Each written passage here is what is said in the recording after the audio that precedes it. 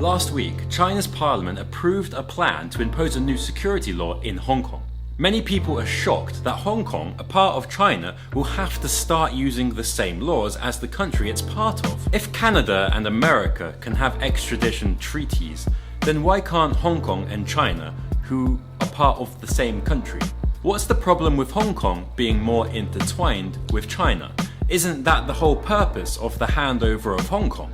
Hong Kong was handed back over to China in 1997 with the purpose of having a slow transition because at the time Hong Kong was more economically advanced and had a different system than China did. So the whole purpose of the one country, two systems was to let Chinese mainland catch up economically with Hong Kong. Who knew China would develop so quickly? If China doesn't take a hold of Hong Kong, will Hong Kong even be able to keep up with the Chinese mainland? With the news of China wanting to implement these new rules in Hong Kong, the UK was very upset.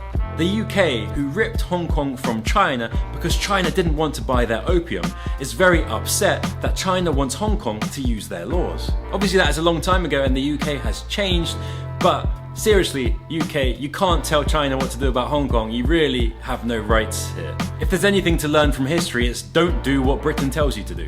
So what the UK suggested is that if China imposes a new law in Hong Kong will no longer be autonomous. And if they are no longer autonomous, then the agreement they made in 1997 is no longer valid.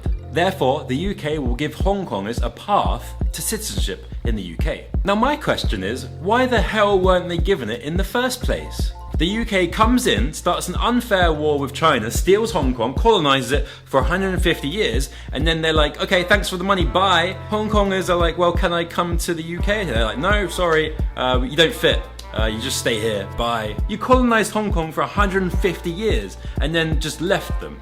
Actually, what the UK did was worse. They gave Hong Kongers a thing called the BNO, British National Overseas. Sounds pretty cool, right? Sounds like a citizenship. It's not. It's basically a 6-month tourist visa. You can go travel to the UK for 6 months. You can't work, you can't live there. You can just go and visit your previous owners.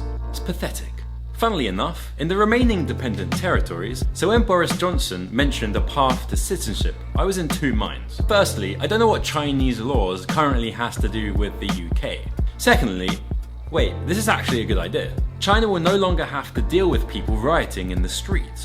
All the rioters can go to the UK. Woohey! What the UK government has proposed now extends to anyone in Hong Kong with a BNO status.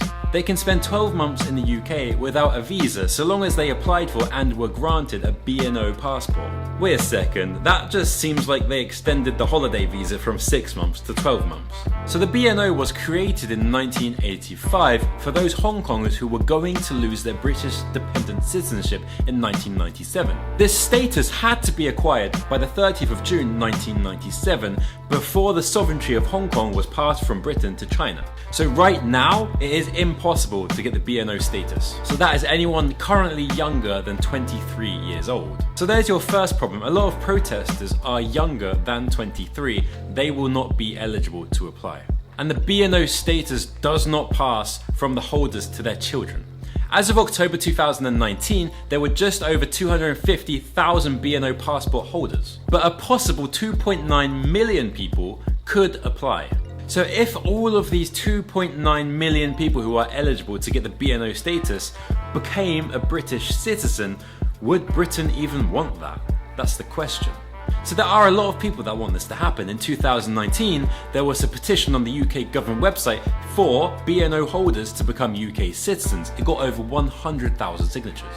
However, there are people that do not want this to happen. Online, there are already a lot of comments saying things like, we already have 320,000 homeless people. Good luck housing 3 million people in a short time period, all of them requiring basic services such as schooling, dental care and doctors, all currently stretched to their limits, with the added language barrier.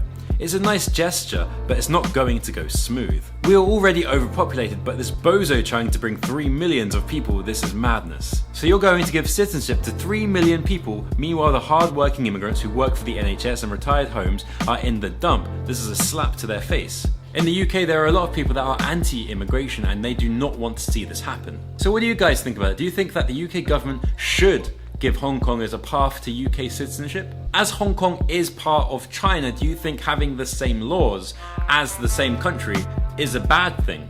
And do you think that if Hong Kongers went to the UK, they would still continue rioting and protesting in the streets? Or would a lot of people still rather stay in Hong Kong and protest?